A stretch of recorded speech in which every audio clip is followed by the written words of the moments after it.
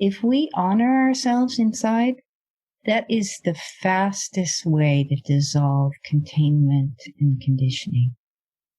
Because it sends so many deep signals and invitations that the war is over. Awareness, the final frontier. These are the explorations of Jonathan Robinson and Brian Tom O'Connor. Their continuing mission, to discover fresh new paths to the mystery within, to seek out new joys and new methods of awakening, to boldly go into the heart of expanded consciousness. This is Awareness Explorers.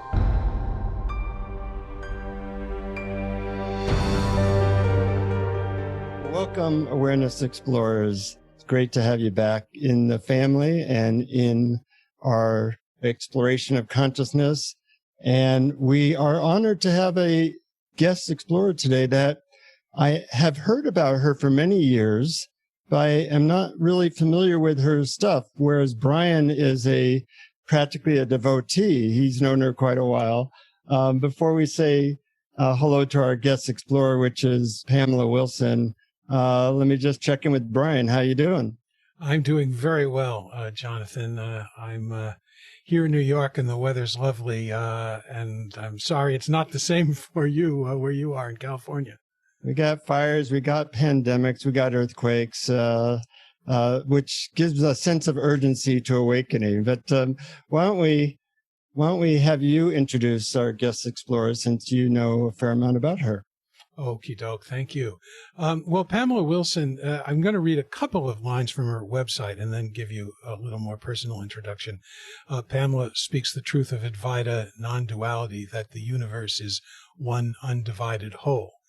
And for the last 20 years, she's traveled widely in the United States, Canada, and Europe, holding satsang and giving private sessions, and as well giving week-long retreats in Mexico, Costa Rica, France, United Kingdom, Canada, and the USA.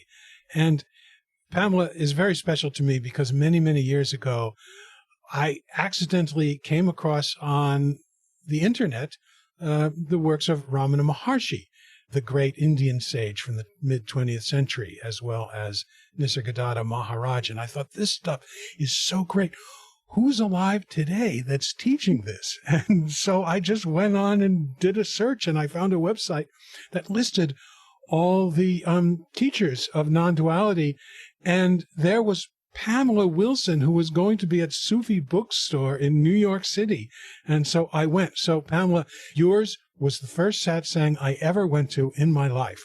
Wow. And it was just wonderful. And you used to come to New York a lot at Sufi Books and on that wonderful loft on Great Jones Street. And you were also there to introduce Locke Kelly to the community. And I used to go to One Spirit Interfaith, where you held a lot of satsangs in the West 30s in New York. So for so long, I thought you were just a beautiful and wonderful teacher, and I'm so happy that you can now join us on Awareness Explorers. So welcome. I'm honored. Well, we're in a good position in that I know almost nothing about you, and Brian knows a lot. So I'll begin the question. The one thing I do know, because you've been doing this a lot, and I've heard your name through the years, and I just learned that you were very much into the Sedona method at some time. And I'm wondering if that was part of your awakening, or what is the history of how you got into this? Well, in 1984, I had a house guest, Elizabeth Karageorgievich, and I went into her room and I was whining a little bit about my husband, saying, oh, I'm so sorry everything isn't as because and she goes, I don't want to hear about it. Take this donor method. And I went, because I had been doing TM and the advanced TM. So I had the meditating thing down. I just didn't have the serenity in between the meditations. So I was very happy to find the sort of walking meditation, which is the Sedona method. And was that important in your awakening to your true nature? Well, Lester was really keen on helping the mind and the emotions really return back to balance and healthiness and simple responding. And so I was super steeped in understanding about how the mind works and the emotions. But when satsang showed up through Robert Adams, and it was after Lester had died, that's when there was the noticing that my role was not who I was. Whereas before, the role was determined to awaken and be a splendid, luminous, healthy role. Right. That's a trap that a lot of us fall into. So what led you out of that trap? Well, it's natural because, of course, we want to live what we love, what we know is true. Yeah. And for most of us, we're always befuddled and sort of surprised and occasionally shocked when the conditioning rises and, disrupts relationships or business or daily flow. So there's this natural longing to return to balance and healthy beingness. So I thought it was me that woke up. Surprise. Yeah, and that's okay, because me was very innocent and ardent and determined to return to freedom. So I have to bow to her doggedness. She is amazing. Go girl. And evidently she did go. Nicely said. She relaxed back into her beingness as well. Mm-hmm. Well, speaking of doggedness, there's something that you and Jonathan actually have in common. Jonathan wrote a book called Conversations with Dog, in which the leading character is a golden retriever. And you wrote a book called A Golden Retriever's Guide to Joy, Helpful Hints for Humans. So I thought it was just, what a wonderful coincidence that not only did you both write spiritual books about dogs, but they were both golden retrievers. We used to call my dog the golden receiver. I like that. Everywhere she went, she was honored and adored and loved. Yeah. Dogs in this culture are almost like gurus in India in that they open people's hearts. People become present. They become almost childlike in their connection with them. And it's beautiful to watch. Yeah. Well, dogs don't ask much of us. And they have low standards for enjoying, which I really appreciate. And low standards for loving. I remember one of my first ahas. I was in my 30s and driving around with my golden retriever, and we stopped at a stop sign. And these construction guys were over there, and my dog looked at them was instantly smitten and wagging, full body wag. And I go, oh my God, you love everyone. I was like shocked, like, oh no. I thought you just love me and a few people. Another example of how you're not special. The ego's not special. Yeah. Yeah, and dogs don't see the differences that we humans see among other humans. Dogs don't see race, and they don't see class. They just sense on a whole different level. I was wondering if similar things brought you to write your books. What brought you to write such a book? Well, for me, it was, when I was quite young, I had one of those crises when you're a teenager where I was desperate for truth and some clues. Mainly when I reflect back about emotions and how to be with the head and just how to be with the human tribal members. And I went to my library at school and I couldn't find anything about emotions. I mean, of course, this was a while back. Now you'd find a lot. But I wanted to write a book that would be that would resonate with anywhere from teenagers to 90-year-old fundamentalist great grandmothers, and that didn't have any spiritual jargon and was so direct and so simple, but deeply wise. And I thought, perfect dog. We came to a similar conclusion. That's great. Mm-hmm. I want to ask you, you mentioned that you went to Robert Adams, who's a teacher I've also heard of, and something about his satsang helped you to change how you were looking at this from Pamela wakes up to Pamela does not wake up, that awakeness wakes up, mm-hmm. or awakeness is there and you just let go into that. Tell me a little bit what that process was like. Well, I was a spiritual workaholic, and with Lester's work, I mean, sometimes from 2 to 4 hours a day, and there's probably exaggeration in there, but it sure felt like that. I said to a friend, I've done enough spiritual practice for a small village. Where is this freedom stuff? And then you realize you are doing it for the small village called humanity. So the first satsang I went to was with Robert Adams, and I walked in the room and there was this huge field of unshakable presence and stillness and peace. And it was like, like an exhausted traveler. I just stopped. And it was the first time I hadn't done anything, no mantra or sutra or releasing or long distance running or hiking.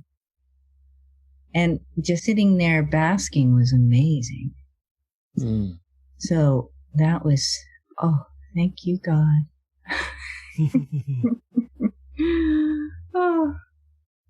And then you also were with Neelam for a while as well. Is that correct? Was that after Robert Adams, or after Robert passed? A group of us asked Neelam to come to Sedona to sit with the Robert Sangha. We were all plunged into sorrow and loss and grief, and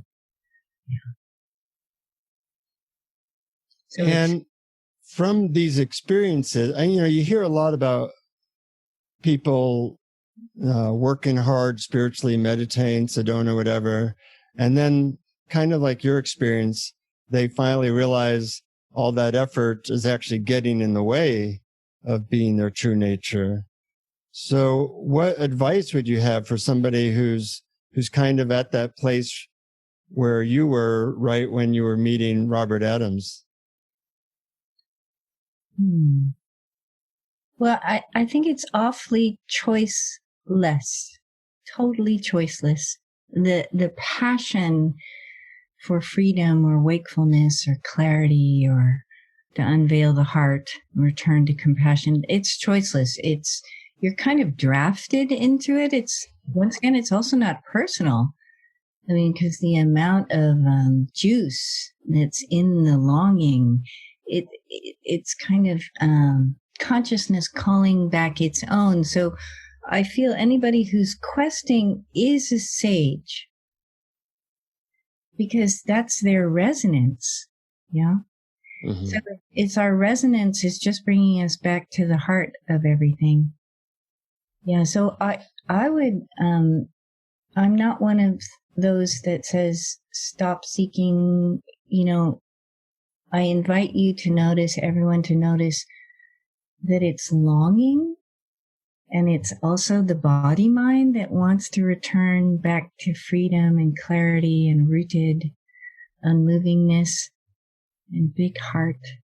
So just to say yes. And then the mischief is time and progress, and we're getting somewhere and all that. So just to notice that if it's real, that which the great promise And then it's not in time. It's already here. So I invite folks to look into the background of their body, which I call behind the theater, or into the right side of the chest, Ramana's cave of the heart, the spiritual heart, he called it. And just to notice that that serenity, that absolute stillness is what's looking for itself. And it's the one that was taught it was so-and-so, and it lived here, and it was American or whatever. It's the one that is so receptive that it allowed itself temporary imprinting, temporary conditioning, as it navigated humanness, which is, as we know, quite a conundrum.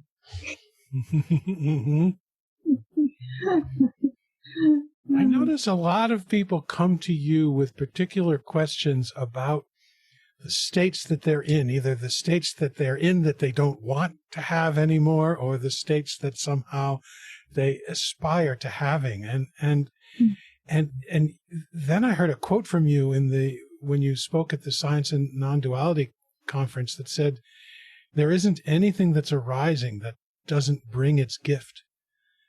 Mm. And I thought that was beautiful. So when people come to you with their problems and say, I'm just not there yet, or this is happening and I don't want it. Mm. Is that something that you realize that what they don't want is not necessarily something that they have to avoid or get rid of or work around, but an opportunity? But, we all notice how, here's that word again, dogged emotions are, and reruns are, and replay in the head is. So I invite folks not to touch the content, but notice what function is moving, and then who's animating that function. Because there's no way you can arm wrestle with consciousness or life. I mean, people have been arm wrestling for, I don't know, millions of years with all this stuff, and nobody has tamed it or quelled it or even liberated it. So finally there's this moment, and Stillness once showed me this great image of like a gorgeous Asian warrior with his sword fighting for his life, and every movement was matched. And then there was no way he was going to win. So he finally went to his knees and bowed his head, waiting for his head to get chopped off, which is another parable. And he noticed nothing happened. So he got curious, lifted his head, and noticed he was in a circle of mirrors. So the reason he couldn't prevail was he was fighting himself. And the mirror image was just as masterful a swordsman as he was. And yet he noticed when he went to his knees and bowed his head that all the other swordsmen were on their knees and bowed their head. So for me, that's the result of, decades and decades and decades of curiosity and inquiry, is that everything responds beautifully to being honored and respected. And then you can show it its true nature. That if I'm trying to get rid of something, it has to dig in. It's like a law of nature. And our trying to get rid of our problems or the current situation we're in kind of keeps the prison bars fully there.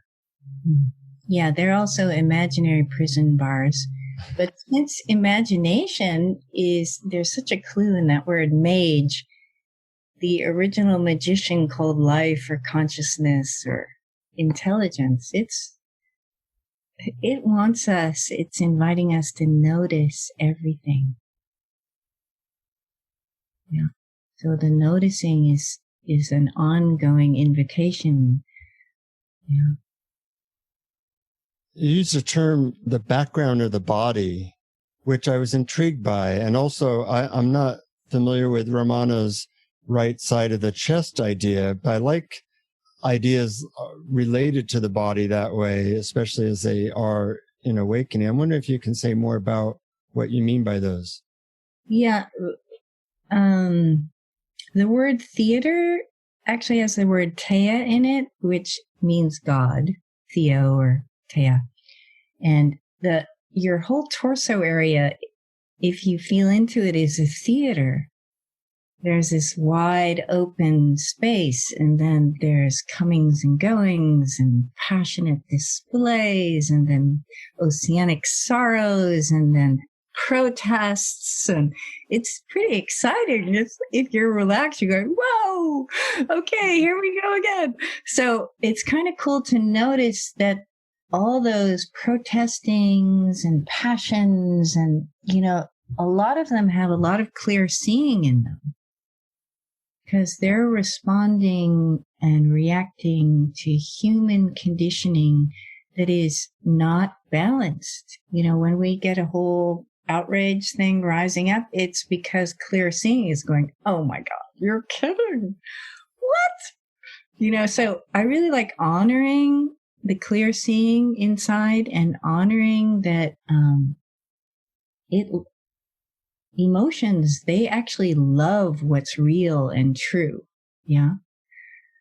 Now, then the mind can interpret, as a good stage director or screenwriter can. And so our job as the background is, we're actually theater managers, really. It's like, okay, kids. All right. Hello. And then you just add a little compassion and reassurance. And then I like to show the entire troupe its true nature, because otherwise they'll rest. So much of spiritual practice will allow the body mind to rest and the emotions to rest. But the next heartbeat, they'll all be up in arms again with just cause, or just because they're tired or whatever. So it's kind of I once asked stillness, I go, hey, here I'm resting. I know I'm no one. I don't need defending because I'm eternal. Why are there all these old-fashioned services?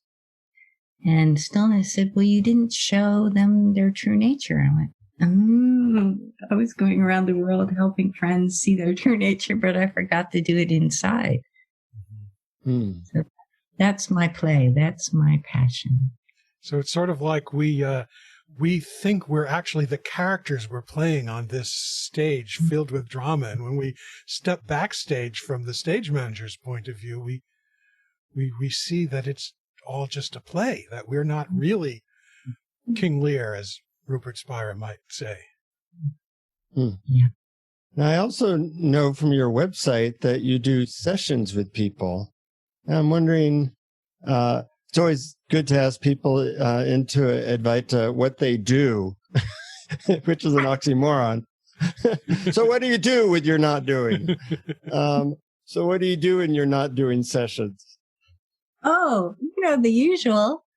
Life carries on, gardening, cooking, buying produce. No, I mean, when you do one-on-one sessions with people. Oh, that's I call it the magical mystery tour. Okay. Yeah, because we can start anywhere with, I don't like my neighbor, or, whatever. And we just keep honoring, and all of a sudden there's this just like deep, unshakable presence that gets unveiled, because all the movements are animated by the unmoving. So when we honor the movements, then they can know themselves and rest back. And then there's more felt sense of space, which is actually all we ever wanted. We didn't want all these highfalutin enlightenment words. It's just like, could we have some relief? Could we have some felt sense of space and oneness? So I'm fascinated by the whole idea of honoring. Is honoring meeting whatever is arising as if it is all the one? Or how would you put it? Yeah, absolutely. Because it is, not as if. Right. Noticing that it is.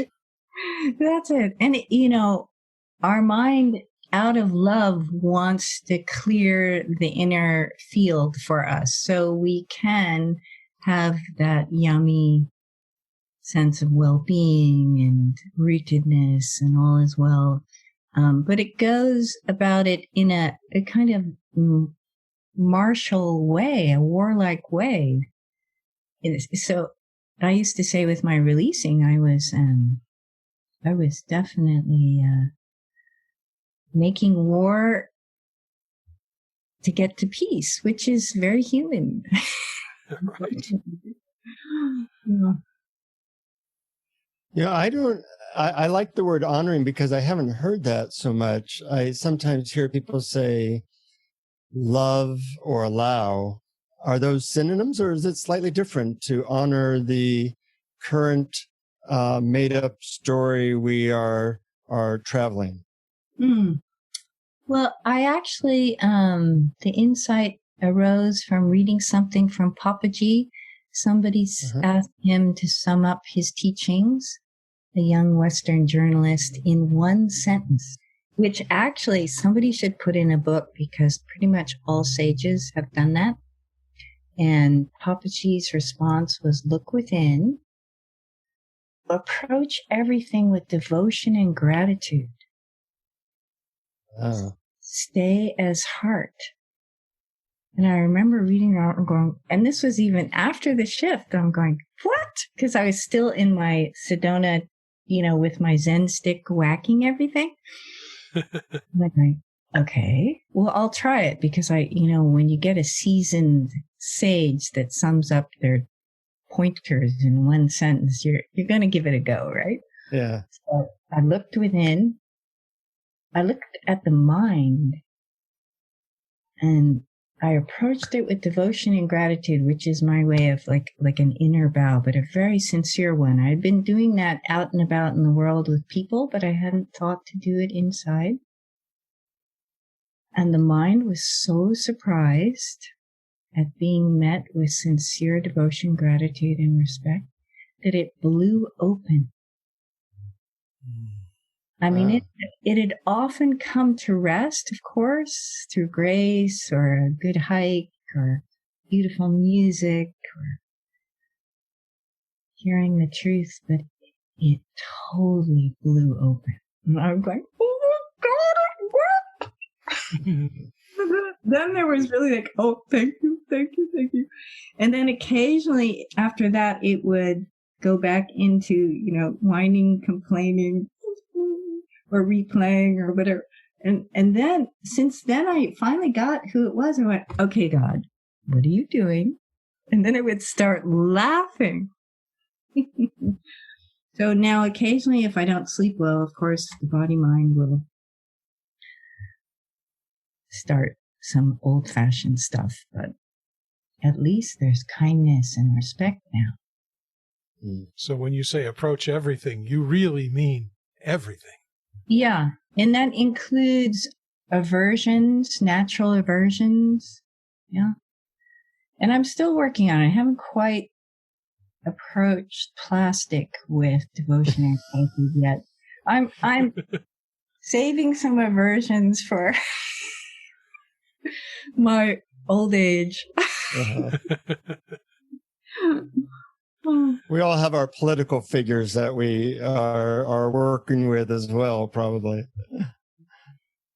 I really like what you said with that, Pamela. When I did a book 25 years ago in which I interviewed 40 spiritual leaders, and I asked them all the same question, which was, what's your best advice for spiritual seekers? Mm-hmm. And I was surprised that the most common answer was to approach everything with gratitude.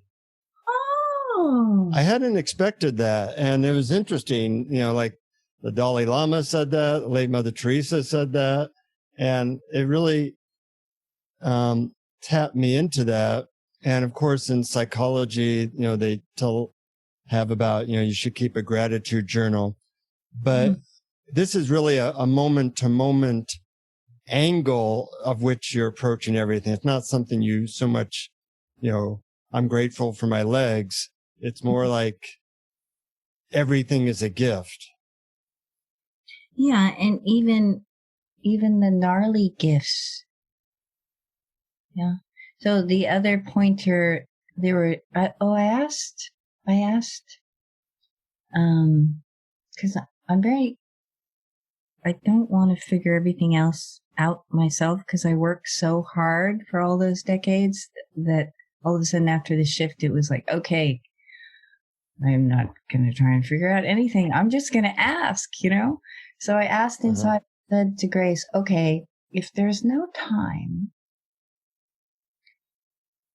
and nothing is what it appears to be, show me a way to show friends how to liberate everything in no time at all. And then that was the first thing it showed me, was that Papaji quote, look within, approach everything with devotion and gratitude. The second pointer was Lao Tzu's summation of his pointings, was be like a kind-hearted grandparent inside. And then the third thing was Ramana's self-realization happens when the I thought goes into the cave of the heart on the right side of the chest during the day. So that was almost each day, Grace gave me a pointer, which is then now my little music, my sat song that I just, in a million different ways, keep repeating. I wrote those down. Those are definitely keepers. Yeah. Absolutely. And speaking of gratitude, I think when most people try to create a gratitude practice for themselves, they say, okay, what am I grateful for? Well, I'm grateful for the beautiful flowers outside my window. I'm grateful for my loving parents or children or whatever. It doesn't occur to them to say, I'm grateful for this pain in my knee. I'm grateful for the annoyance I feel when someone cuts me off while driving. But but those two, right? Actually, if you relax into annoyance and irritation, you can get really high. Yes. I noticed that. You can be happy even when you're sad and upset, because backstage you're happy. It's only on stage where all the upset is happening. I think of all of us is we're human, we're divine, but much more fun is we're elemental beings. We're natural beings, right? And there's a great joy when inner growling arises and you allow it. And it doesn't have to even come up to the head, because that's when it gets ranty, which rants are okay too. But just like being with inner growling is like, almost as good as sunlight, Right. Yeah, if you don't have a judgment about it, it's all energy moving through, which is all the divine. Mm-hmm. Mm-hmm. I remember in maybe it was this third satsang or satsang I ever went to with you back down at Sufi Books, and you would always start with a period of silence, and there was a way to get in through the bookstore, but then there was also a door that led to the street, and there would always be latecomers, and they would come in through this door to the street, and it was winter, and they would take off all their coats, and they would sit down, and they would make all this noise, and inside I was saying, this is supposed to be a moment of silence, and all these people are making all this noise. And then just something happened. I don't know how it happened, but it's just something popped and said, oh, wait, that's not the silence she's talking about. Mm. She's talking about the silence that was already here before those noisemakers arrived, and it didn't go away even when they were here. And I will never forget that. That's wonderful. Yay!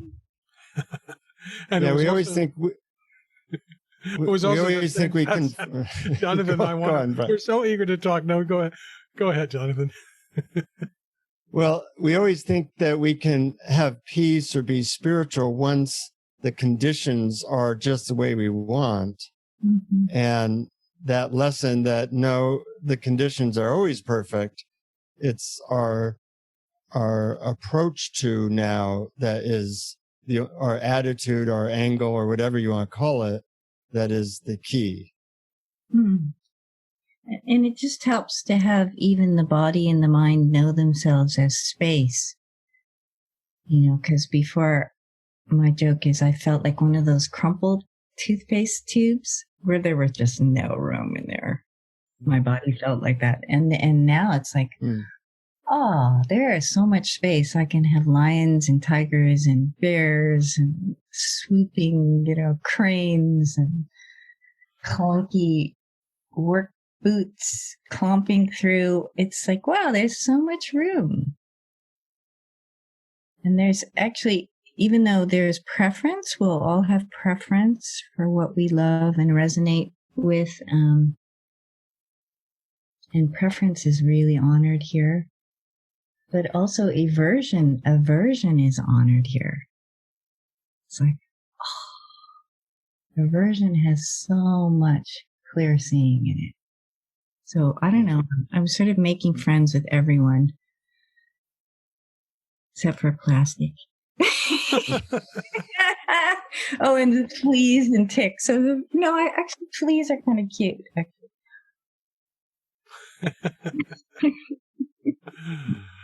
That's pretty far.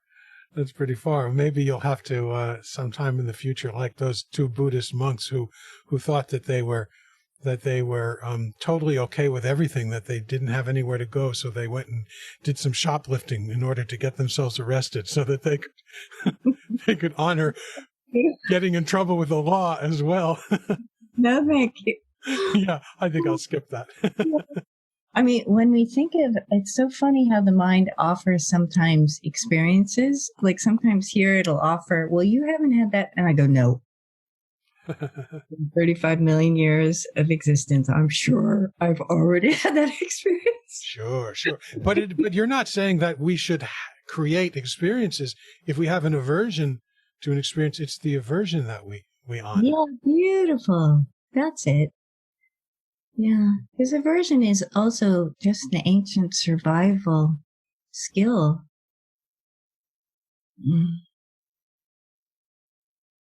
I like how you said that with a lot of space, aversions or whatever aren't the problem, and that we can love even that.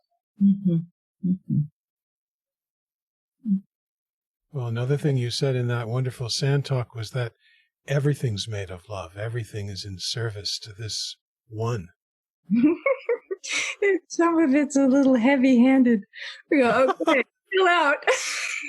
But it didn't sound heavy-handed at all, because actually that was so delightful. That you talked about divine mischief, and there was a lot of laughter too. But no, I mean that the life can be a little heavy-handed. Oh, life. Life.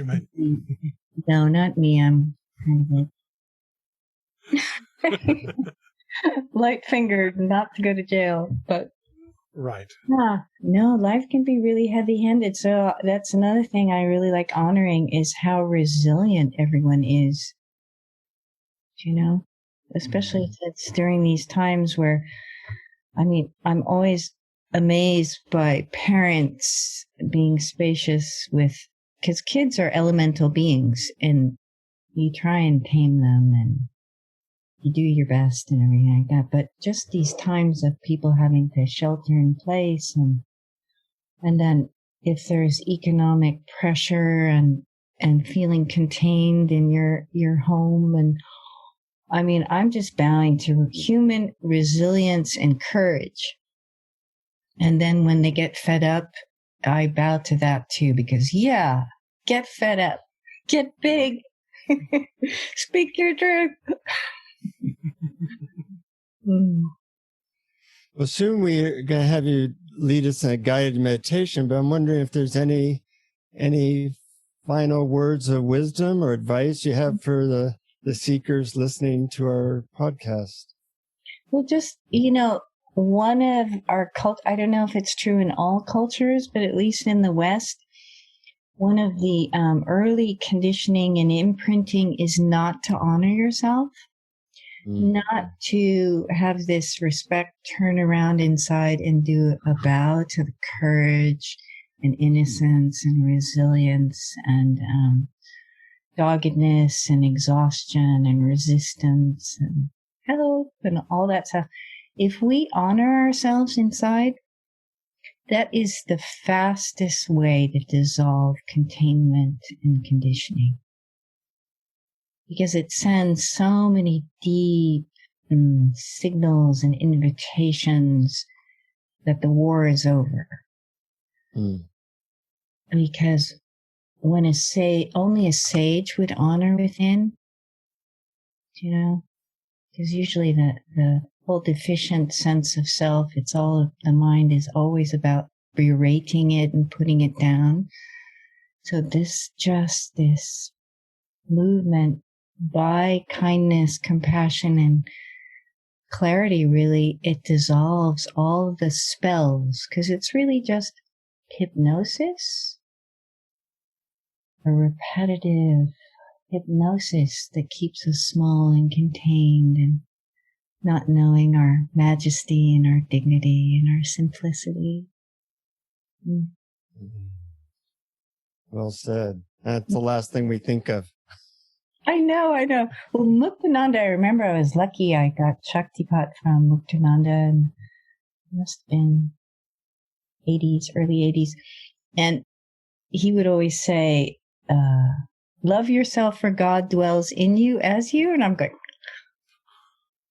how do you get from I don't like myself to love yourself? And so I just set that aside. I said, clueless, don't know, can't touch that one. But honoring yourself is very different.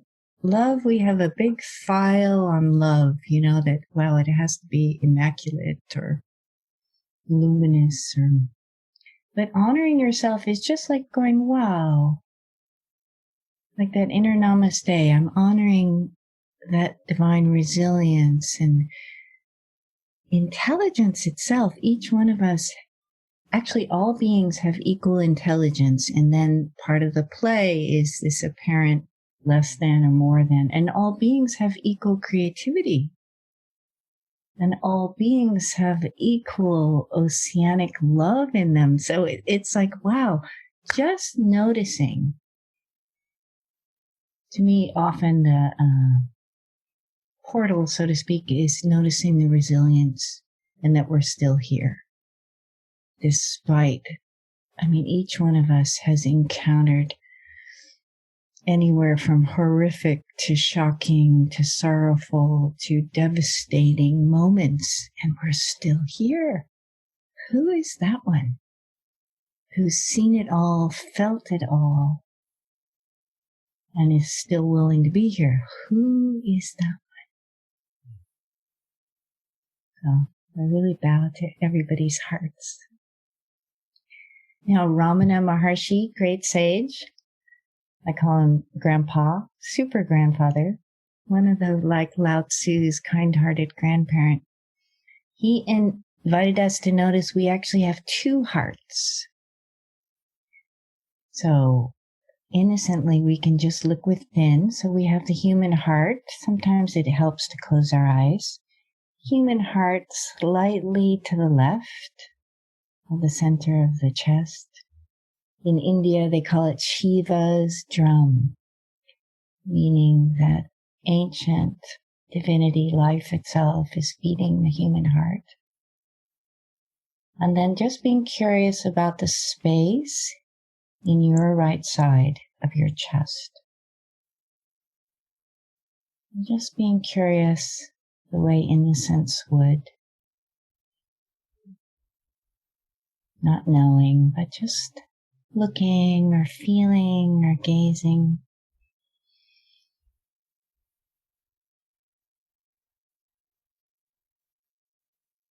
You can trust what's felt or noticed. Noticing invokes wisdom.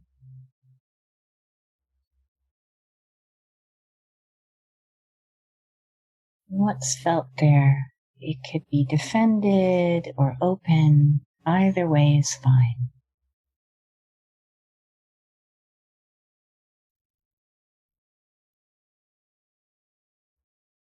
And as awareness or innocence, we could say hello to that presence there. Sometimes it feels like absence, like nothing's there. Same, presence, absence. Same. And then as devotion and gratitude, just bring it a gift, maybe the gift of your respect or the constancy of your being with it for just a few more heartbeats.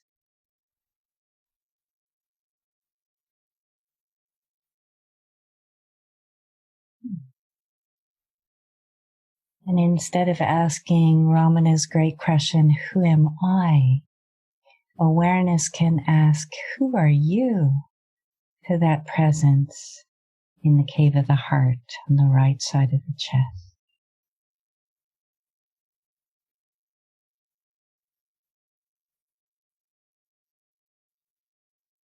Just inviting it to reveal itself in any way it likes. How beautiful to have one heart that has a steady, audible rhythm and another heart that's silent.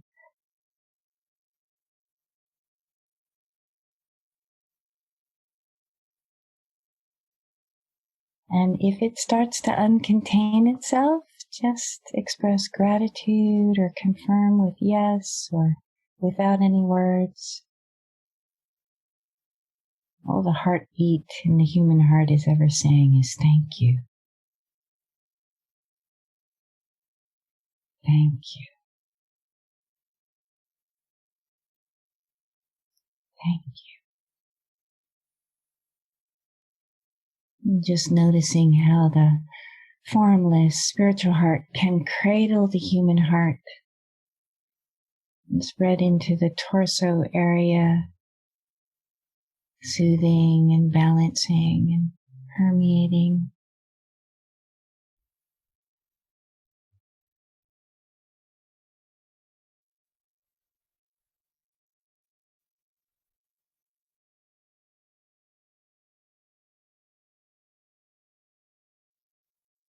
And just even inviting space to get even bigger, uncontaining itself from the body. Spaceless space, Robert Adams called it. Spaceless space. Lao Tzu's kind-hearted grandparent.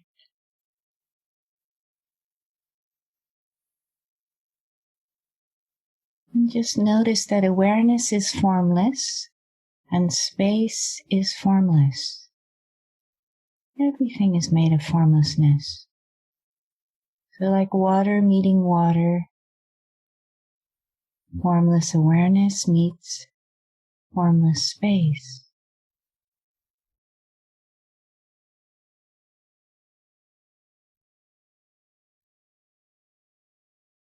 So could we rest here forever?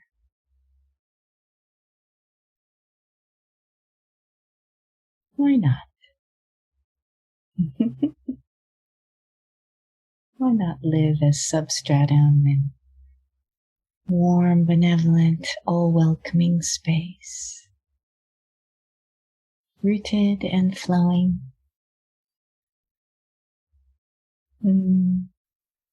Namaste, everyone, bowing to your dear hearts, bowing to this one mind, one heart, one warrior belly strength substratum.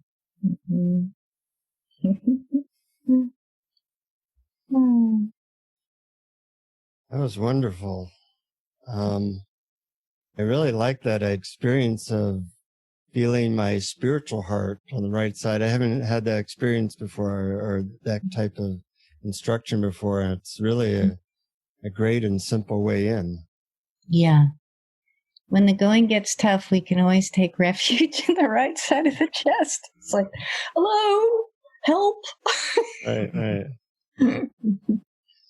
Like having your own Ramana or sage cave. Yeah, we carry it with us wherever we go. So it's not like we don't have to wait to attain some special state in the future when we carry that with us wherever we go. Well, thank you so much, Pamela. It's been a great honor to meet you after all these years of hearing your name and really imbibing what you have to offer. Likewise, Jonathan. And for me, after all these years of feeling New York's feeling of being bereft without you here, but now that we have you on Awareness Explorers, it's like having you back. So thank you so much. Happy to return to Manhattan. Yeah. Bowing to you both and all listeners. Yeah. And to our listeners, we have a bunch of guided meditations at awarenessexplorers.com. We have a Patreon page where you can get stuff for supporting us, and we really appreciate the support. And the way to support you and your friends is let people know about this, because as Brian says, you can say it, Brian, what you say at the end of our podcast. Because knowing yourself as awareness is the greatest gift you can give yourself and those you love. Yes. Well, I like that. Thank you. I think we wrote it together. Till next time, friends, always keep exploring. Yes. Exploring. Keep bowing. Keep bowing. Thank you for listening to Awareness Explorers. To learn more, you can check out our website at awarenessexplorers.com. Please subscribe to our podcast on your favorite podcast app. We'd love it if you would post a review. And please share our link on Facebook and with family and friends, because knowing yourself as awareness is the greatest gift you can give yourself or someone you love.